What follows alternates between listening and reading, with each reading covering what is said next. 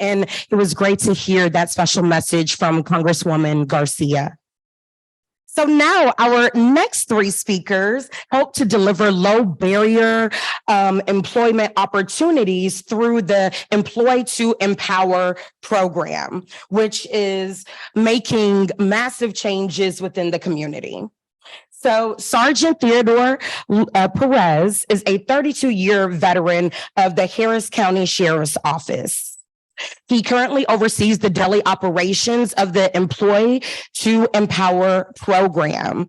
As Sergeant Perez reflects on his career, he feels that this assignment is the most rewarding and the most impactful.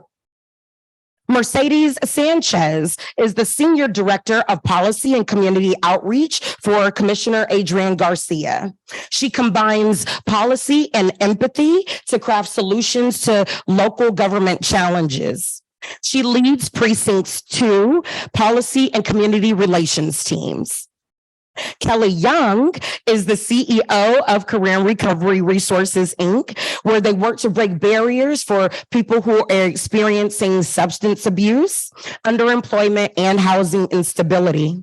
Her career has centered on building programs and leading organizations that serve vulnerable populations experiencing difficult social and health concerns. Please join me in welcoming Sergeant Perez, Mercedes Sanchez, and Kelly Young.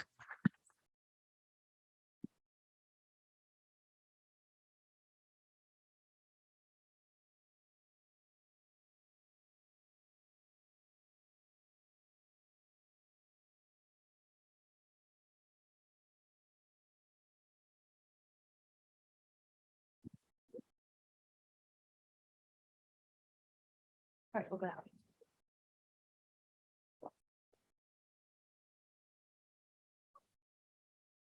Hi, everyone. I just realized that we are sitting up on the stage. All right. You also realize that there are the 3 of us, when we decided that we were going to do this, we were like, it'll be a conversation. We'll just talk to each other. Oh, I have to talk into this? Okay. So we really did want to just kind of present it more from our own perspective, and I'm going to let the lovely Mercedes start, and then we have a video. Yes. Hi, good morning, everyone. Thank you for having us here today. We're really excited to talk more about Employ2Empower, which is a program that we've been working so hard to get off the ground, and we're excited to see how far it's come.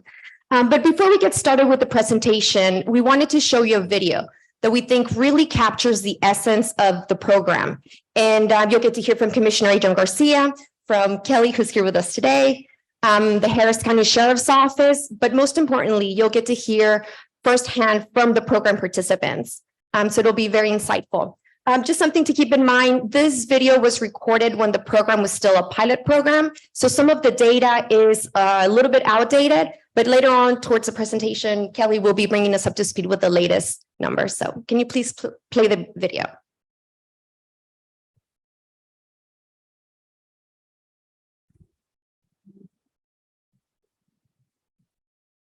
Got a school out there that I love them. Some of them are hard-headed, but we do special watching, we do painting, we trim trees and clean fences for Precinct 2. It's great to turn your own feet. You don't have to worry about nobody saying you got to get out. There's a lot of people out there, you know what I'm saying? They've been on the street for 10, 11 years, and they're accustomed to that. I even knew a guy that, turned down housing. Got housing and slept in a sleeping bag outside the door, not in the house. A friend told me about this program. They'll send me to work and they'll pay you and then they'll help you get housing. So that's how I found about career recovery.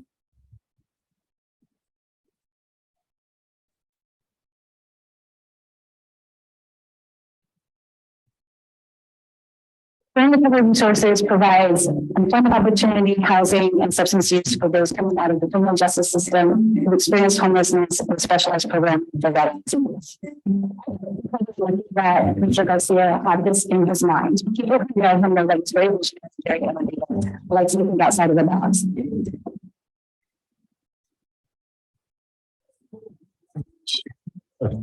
To make sure you get the dignity and the respect that you were born to have.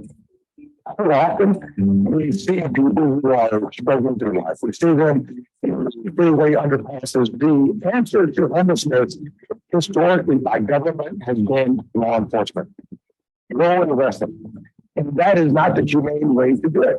Today, government through Employ2Empower is really working the way we ought to make it work. Giving people dignity and respect, demonstrating their value. People who were previously non-productive, homeless, are now giving back to their community in a productive, humane, and respectful way. Employ2Empower started June 1st. We provide them with breakfast. From there, they go to the locations that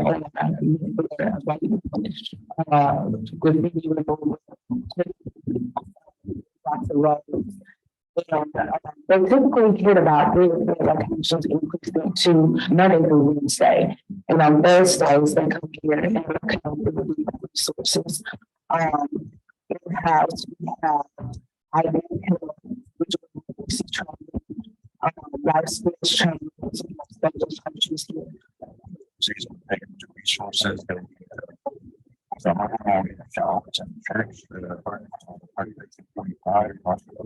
program is a pilot program for 6 months. They start off on nothing. They start off on practically in the streets to a small part-time job, getting meals provided. Some then they can start the process of resources, getting housing, getting food assistance, actually also just signing up to see a doctor. What makes this program successful is a coalition probably between Career and Recovery, Precinct 2, and the Sheriff's Department. So you have private nonprofit organizations and law enforcement trying to remedy the homeless problem together. Every single one of these gentlemen would have walked through the doors of Career and Recovery Resources over the last 2 years and asked for a job, begged for a job, and we would not have been able to give them one because of the barriers they have.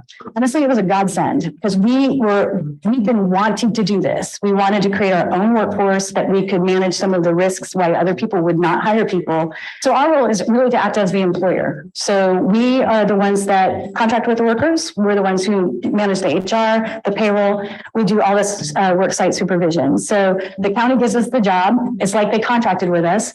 We go out, we provide the workers, we make sure that they get the job done. We make sure they get paid.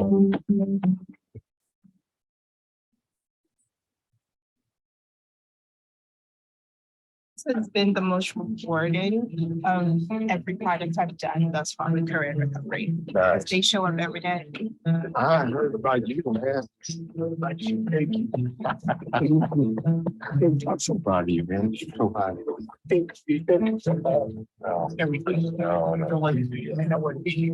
I'm the leader Galvin is a living proof that your program works. Thank you very much for helping me. Since I started this program, I've instituted a program of non-procrastination in my life. Okay, first of all, I required my ID. I got my stamps. I got housing. I got my apartment. I'm able to lock a door now.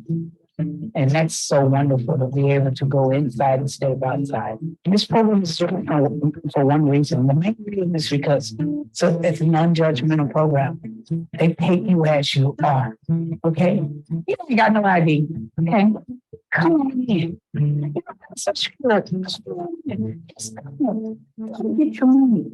We're going to help you get to where you need. We're going to give it to you. We're going to put you in the position to help yourself and go get it. The community helped me stand up again. It didn't give me a handout. It didn't give me food. It gave me a job. And that's all I needed was a chance.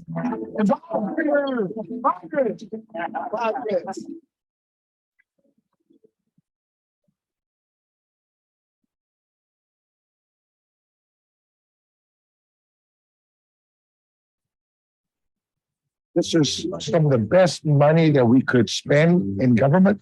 It's providing a output, it's providing a productive circumstance for our community.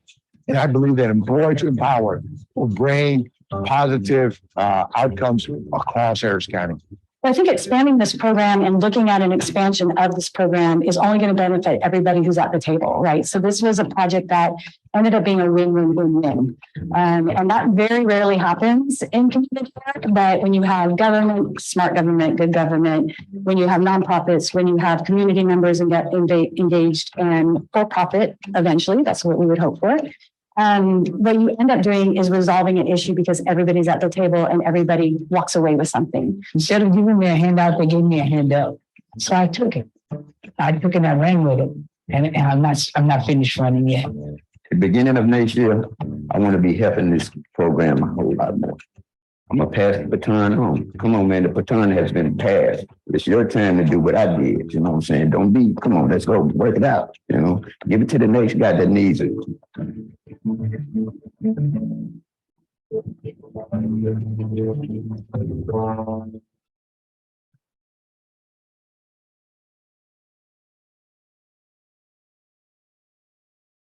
Thank you.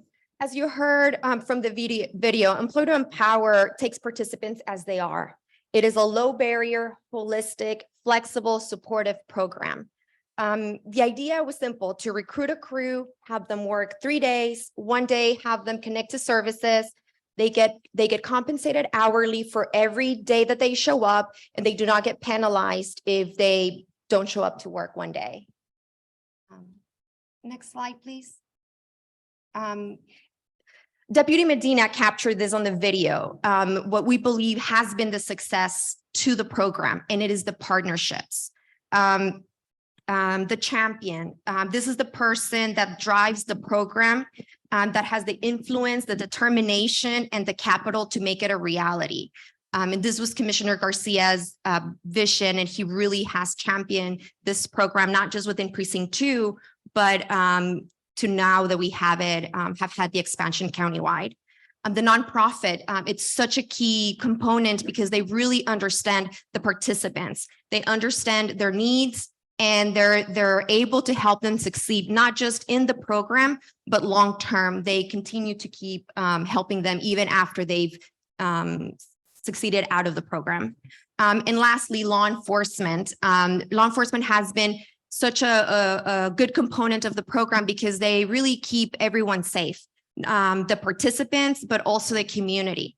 They're role models, mentors, and many times this is the first time that the participants have had a positive interaction with law enforcement. So it's been great for the relationship. They also do the on-the-job training with the participants and guide them along the way. Next slide, please. So just to do a little bit deeper dive into the champion, Commissioner Garcia saw an opportunity, and more than an opportunity, it was a gap in services. Back in 2019, 2020, when he asked me, and he's done a version of Employ2Empower in the different capacities that he's served in city council and as a sheriff's office. When he asked me to put together a program like this, I started doing some research.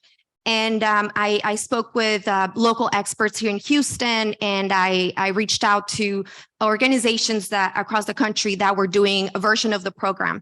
And what I found out quickly is that there's a lot of programs that provide training, but not necessarily pay them for the training, or they provide the connecting to the supportive services, but not necessarily the employment. And just from talking to different experts, it was obvious that we needed a program that offered everything, that was holistic, that provided almost like a work first model. It's what it is, right? We take them as they are. We remove the barriers a little bit at a time. So that's kind of how that's how we design the program. It was really important for Commissioner Garcia that it addressed our local needs. So that's how we decide the work sites. So the work that we give them is not just busy work. It's work that needs to be done within Precinct 2. So whether we do it with the Employ2Empower participants or we have to hire out contracts, the work has to get done. So like Kelly said in the video, it's a win-win-win. It's a win for the participants because they're getting meaningful work. It is a win for the community because our community or parks are being beautified or being upkept. And it is a win for the precinct because we are getting a better rate for very high quality work that they're doing. So it is definitely a win-win for everyone. Now to the next slide, please. So first of all, you have to give a round of applause to Mercedes because this was her brainchild. She really came to us with it. But the piece that is that we're interesting. We'll subsidize youth, we'll subsidize elderly individuals, but we won't subsidize individuals that we all say we want to work. So we decided that our workforce model would be that. I mean, why are we pretending that we want to help people, but we don't want to help them the way they actually need to be helped. So the nonprofit, our role really was to be the HR function, take all of the risk out of the staffing agency and away from the government, away from everybody else, and basically just run a staffing agency of individuals who wanted to work every day. We do the schedules, we do the worksite supervision, we do payroll, we do everything that needs to be done. If an issue comes up on a work site, we're the ones who take care of it. We let for the sheriff's department and for the counties to get the work done and not have to worry about the workforce. The other part is that we then connect individuals weekly back to resources. So most of the individuals that we have met have been assessed. And I just want to make this point because I think it's important for the coalition and their messaging, which is without enough housing and the right kind of housing for people who need to be housed, there will be homelessness. That's just how it goes. So this is a piece of the puzzle. It's not the answer to the puzzle. And so one of the things we're doing is finding out, okay, you've already been assessed. Let's get you right back and connected. We have case managers who oversee those pieces. You're outside of the health department and you need diabetes medicine. You need to get back into those kind of services. We can connect you for that. But you're also going to get paid every day and you go home with some money in your pocket and you can go take yourself out and do whatever you want, just like the rest of us do on a regular basis without anybody telling us what to do with that money. And then lastly is really the job skill development. So I will tell you that a lot of the individuals we have worked with, they've had CDL backgrounds. They have all the things that we send everybody off to workforce classes to take, and they're going to do life skills again, but they've already taken life skills 160 times. That's not the problem. The problem is somebody won't hire them. So we hire them and we give them work and they go out and work. They show up every morning. Some individuals who are still on the streets, some who are in a housing program now, show up at 7 a.m. and work for 4 hours. They get a basic jack-in-the-box breakfast from us. Sorry, we just can't afford more than that. And they go out and they work and then they leave and they go home to their tent, to their street, to wherever they are. And they get up the next morning and they do it all over again. So if you ever think that somebody doesn't want to work, who doesn't have the dignity to show up every day and do a job, and they're just waiting for a place to live, you're wrong. We have proven it over and over and over again. So on the worksite part, sometimes we're just putting people back into a worksite program or something that would work well for them. But a lot of times we're helping those individuals maintain an income so that they can maintain the dignity, to maintain a household, to maintain whatever they need to do to live the best life they can. And that's what we will do and continue to do until somebody rips the money out of my hands. So, and they probably will. That's the sad part. So I think this is such a unique program because of the government influence, but really and honestly, my favorite part of this whole program is the sergeants. Sergeant Perez actually lives with us now at Career and Recovery Resources. I think they kicked him out of his office, but this is the unique component that I think is really, really important to talk about, is changing the perspective of criminal justice and criminality around homelessness and the individuals that we serve. So dear, sweet, lovely Sergeant Perez. Thank you for having me. And I can't start without giving credit once again to the Commissioner Garcia and Sheriff Ed Gonzalez for supporting this program. And I would imagine I wouldn't get any criticism here for the program, but believe it or not, there is criticism. Why a police officer involved in a program such as this? Well, for a law enforcement officer, they come with a lot of skill set already from the training, and we took individuals from our patrol function. They come with critical thinking. They come with life-saving skills. They come with just a variety there. We selected a group of deputies that we ensured that they were compassionate and empathetic to the program, willing to immerse themselves in this program in addressing homelessness. Without this component, I don't believe it would be completely successful. On a daily basis, we're out furthering Harris County infrastructure, whether it's parks, whether it's building maintenance. You've seen the type of jobs, type of work these individuals are doing. And and we're interacting with the community at the same time. They look and they see and they wonder, and they will ask, what is this going on? What are we doing? And the deputy, in a sense, validates the program. I think we all know that when you interject a policeman in any situation, it something occurs. We get a reaction out of people, good or bad, and we're validating this program out to the community, vouching for it. And many occasions, we from the get-go, from day one, we've expanded. A lot of what you've seen was the pilot program in Precinct 2, but we're now operating in Precinct 1, 2, 3, and 4. And there's been some growing pains. Transportation, Harris County is huge, and we're getting these participants, and we're recruiting from not just downtown Houston, not just the areas that you see, but there's homelessness in every area, in Katy, Cypress, Humble, Tomball, and we're reaching those communities as best we can, recruiting from those areas and furthering Harris County in those areas. So, and the participant, I'd like to touch on the participant. Not all participants are alike. Not all participants are able-bodied, so that when we're out recruiting for this program, if somebody is asking for help, needs help, but probably cannot, then I can't think of a better partner than Career and Recovery, because we don't have to turn them away. We can get them referred to another program, get them stable, mental, medications, whatnot, and they can turn around and become part of the program eventually and get paid. So and as I mentioned, we've had success stories from the very beginning. And so once we expanded into Precinct 1, 2, 3, and 4, we were in Precinct 1, Dewson Park, and it was our day one. And the Assistant Superintendent, Sydney Penny, was there to greet the group, and with skepticism. Everybody starts this with skepticism. And so introduced everybody. We started showing up daily, and we had a gentleman that, in his eyes, didn't think he would be one to be homeless, but nevertheless, was homeless.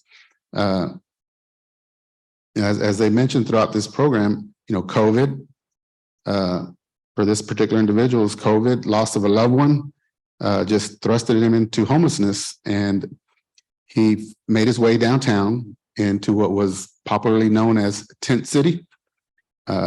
Started living in a tent, and he heard that he can get services from an organization called The Beacon, which is my part-time job. I do homelessness at work, and it's my second job as well. So I'm immersed as well in helping homelessness. But this individual was getting help at The Beacon, and we recruited him, part of our first group of individuals.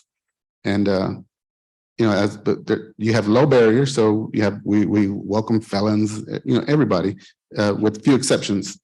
But this individual began working, and Sydney Penny took interest in him, the superintendent, and gave him an opportunity to apply with Harris County, and he did. And April 10th, he became a full-time Harris County employee as a parks caretaker, and he's here with us today. And I'd like to introduce Daniel Booth.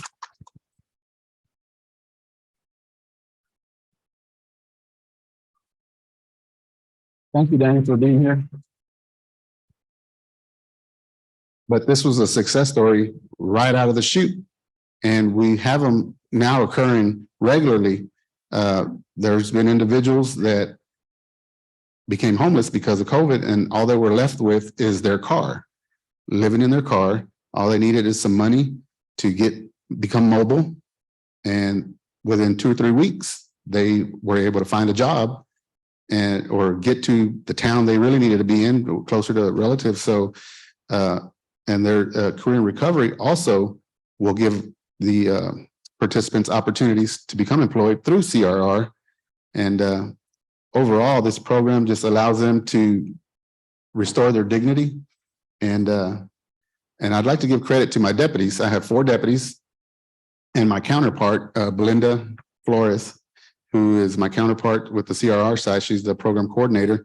And it takes communication every single morning with every precinct, and the deputies communicating with what the project's going to be, what the tools are needed for the day and whatnot, breakfast every morning. So we try to, I think this program tries to emulate as best possible how we function and operate on a daily basis, a meal before we go work. And the deputy component has been very important, you know, finding a compassionate group of deputies willing to immerse themselves in this type of work. So thank you to Sheriff Gonzalez and Commissioner Garcia for supporting this program, because there is criticism out there. So thank you all for inviting us. Kelly, do you have anything else? Next slide, please.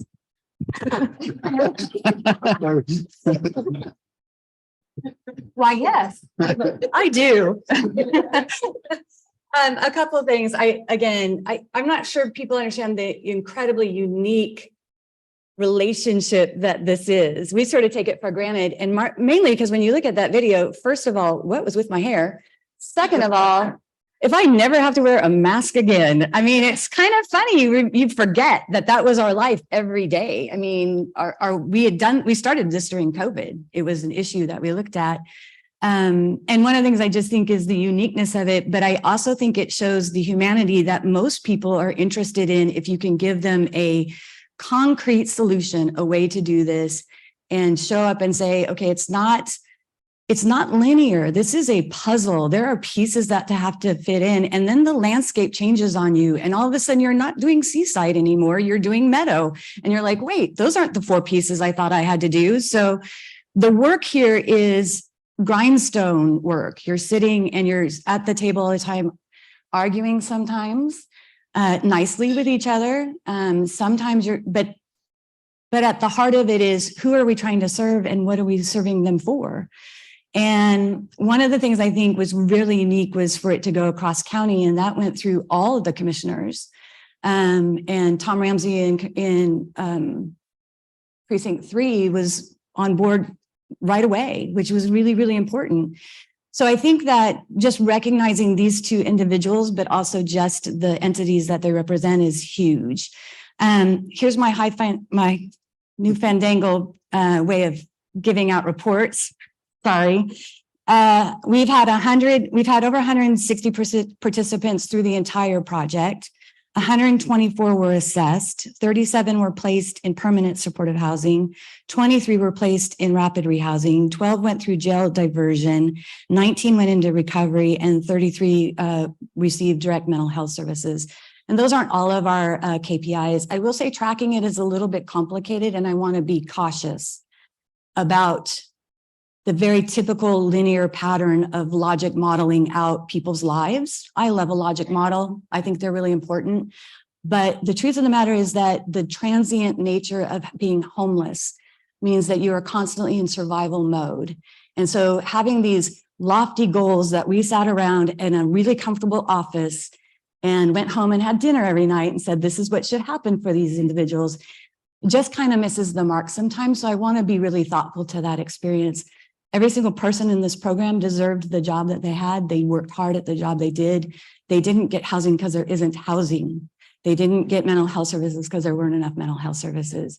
They didn't get the things that they needed because we continue not to create systems that support them. So I want to be cautious from a very privileged, extremely privileged standpoint, that we act as though that's not a sufficient number. It's a sufficient number every single time somebody got a chance in the morning to get up, have breakfast, earn $60, do whatever the hell they wanted with that money, and hopefully someday be able to find a place they can afford that gives them the services they need, that lets them go back to their family, that lets them do the things that you get to do on a regular basis every single day and never, ever blink about. So I just want to thank you all for all of your hard work. This is not mine alone. There are people, and y'all have to give a shout out to Tao. I don't. She is one of the very few people who sat at the table for a very long time. We also have the lovely Preston. There are people in this audience that have done this work forever. Melody, where are you? She's somewhere over there. And I know I've forgotten a lot of you, so I don't want to take the thanks for that. Mercedes, Sergeant Perez, but I just hope you all hear the messaging today and really take to heart that this is something that together in very creative, unique partnerships can fundamentally change. So thank you. Thank you.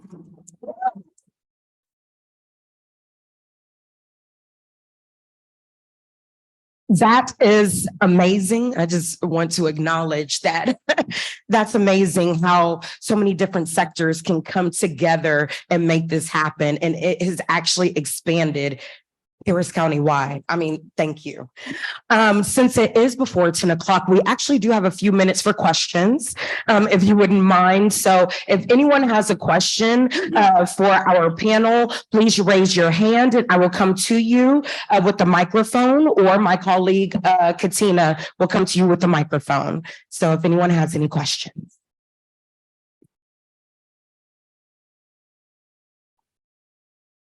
Come on now, don't leave us up here alone. I know. Oh, we got one over there. Hello, you can't see me. I'm behind the pillar. Oh, we got one. So I'll get it. I just wanted to ask the panel, I know that you started in a designated area and are expanding, but if in certain area, say like I live Southwest, how would we go about trying to reach out and possibly have you guys come into that area or different areas that may be represented here that you're not presently in? Great. So if you're in Harris County, any part of the district, we have groups in different precincts. Our biggest issue has been transportation. Career and Recovery actually had to buy 2 of their own vans just because we can't get the participants to and from the locations. And then we're limited by the number of lovely deputies that can help us. But reach out to your commissioner, and then certainly just call me at Career and Recovery Resources, and I'll try to work something out. And just to explain a little bit more about the work sites, the work sites are coordinated by the commissioner's office. So we work with the superintendent, like Deputy mentioned in Precinct 1 is Mr. Penny, Sydney Penny. And so they identify the different work to be done for the week, and they identified the work in advance and they provide that schedule. And we have 1 crew per precinct. I mean, Harris County is huge, so they can only be, in so many places at once, right? So we have 4 crews, 1 in each precinct from between Monday and Wednesday. So that's kind of the resources that we have at the moment. But yeah, I guess for that question, contact your commissioner and you can work through their office, because each individual office identifies the work to be done. Right. So it's work that's already expected to be done by the county. They're not making up new jobs for people. This is stuff that doesn't get done and hasn't been done. Thank you so much. We do have another question or comment. Hi, everyone. Jonathan Danforth here. I know that you guys have had recognition for this program at the White House, which is really, really cool. I'm a big fan of the program too.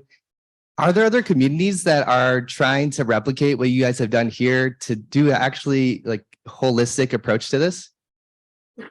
So through the National Association of County Officials, Commissioner Garcia has given presentations in their conferences, and he did that presentation at the White House. So we have had some conversations with different counties that have reached out, and we've shared information. I'm not sure that anybody has launched a program like this just yet, but there has been a lot of interest, and we have shared. We created a 1-pager that's 2 pages that kind of has the breakdown of if you wanted to do it, this is kind of how. And we've shared that with people. But I haven't heard that it's launched anywhere else just yet. Okay, awesome. Thank you. And I was going to mention that structurally, the next step in all of this is that the counties subcontract out this kind of work on a regular basis. And so really getting the buy-in that our workforce, the Career and Recovery staffing agency that we run for individuals coming through, is the best work source that you can use, the most efficient, the most effective. And so if you can buy into that, and we have people all the time say, I don't believe anybody would show up and it's got to be flaky. And how can you even show up? We've never had that problem. People show up with plenty of people. We are a better work source than most staffing agencies. I would tout that. And we can do it for less. And we don't need to do it. we don't have to cut ourselves short and make it not worth our benefit, but it'd just be nice to see one of those county contracts where $865,000 doing Esplanades got spent for an entire year of park cleanup.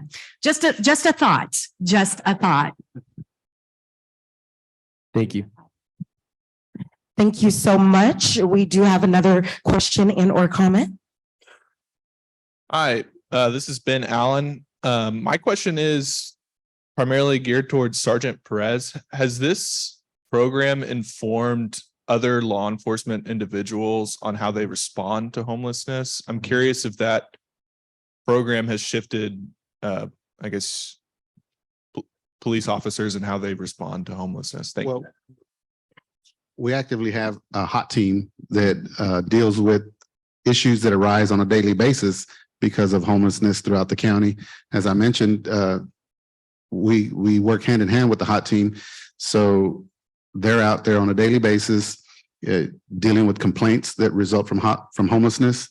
And so it's not just about removing them from places they're either squatting or trying to make encampments out of. We turn around and go and attempt to recruit. I know they're doing a lot of decommissioning, from the underpasses and whatnot. And we're not just removing them, we're giving them opportunities for housing, for this program and other programs and redirecting them. But as far as like we mentioned, we are documenting, I know through CRR and Harris County is documenting the program well, and like a playbook. And I think to emulate this program in other jurisdictions, it would take some effort and some visiting other locations, and it would take the effort of law enforcement. Like I said, there's criticism out there at the height of shortages. You're using deputies to do this kind of work, but it's definitely working, and we're seeing the results. Thank you so much. Were there any? Oh. I have a question from an online attendee. Oh, hi, from back here. Oh, hi. Hello. I've got representing from the Zoom in the back here, Jane Malin, who is on Zoom. Sorry if I mispronounced your last name. She asked, what are the mental health services that need to be increased for these folks? So I want to be really clear, just because you're homeless doesn't mean that you have a mental health issue. I would argue that if I had to be out on the street on a regular basis, that I would definitely have some behavioral impacts. So I want to be clear about that. But the second piece is, I think it's some of it is residential care, so more permanent supportive housing where you can have community services tied to housing. I think the Harris Center has been amazing. Wayne Young should win like some great human being award. I don't know if there is one, but he should get one. We should make one. Okay. So anyway, so I just think in general, making sure that it's accessible. And I think he's done a much better job.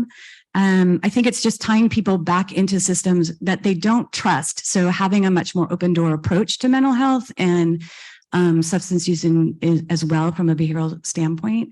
It's just changing our whole mentality about it. I mean, I'm not speaking anything new or brilliant. It's just, man, we're so weirdly judgmental about stuff that we all face on a regular basis. So maybe just a more generous approach to mental health. Thank you so much for your answer. And then we'll take one last question for today, for this session. Wow. My question, I really thank each of you, but my question, what I'm concerned about in dealing with homelessness myself and being in shelters in my past, one of the biggest issues I found with many of my brothers and sisters that face homelessness is many of those individuals had previously been incarcerated or at the local county jail. What I'm wondering is if your program, you've looked at how to incorporate that before those individuals are released and go back in to being on the streets or free citizens, because often that leads them back into the same criminal behavior because of the depression. They don't have a home, they don't have family. So I'm just wondering if this is something that you all are looking at wrapping around and incorporating to do something so when prisoners or offenders are released, they have, a platform to kind of leap from. So that is a little bit outside of this specific program, but Commissioner Garcia, he's a former sheriff for Harris County. He has a lot of experience, and I know that he also has a lot of different ideas and projects that we're working on in the background and that we're trying to, figure out the best way to do it. And that is something that is always at the forefront of his mind, that there are a lot of people that are just circling through the system, and how do we give them that transition period before they're released to connect them. So he's very much thinking about those things, and we are researching stuff like that. And I've been working with the commissioner since 2019. We started working on this Employ2Empower program in 2019, 2020. It took a long time to really get it off the ground. Unfortunately, things do take a very long time, but we are very aware of those challenges. And it's something that Commissioner is actively researching and working and has his team working on. And hopefully, we can be more efficient and addressing those needs. Yeah. Yeah, I think it's an evolutionary process of programming. So finding out where your holes are in the Swiss cheese and trying to stack some other things on top. So getting reentry involved, some other ways of engaging that would be great. So thank you for the idea. I'm going to steal it. Thank you so much. So thank you for everyone who asked questions and made comments, and we appreciate Sergeant Perez, Kelly Young, and Mercedes Sanchez.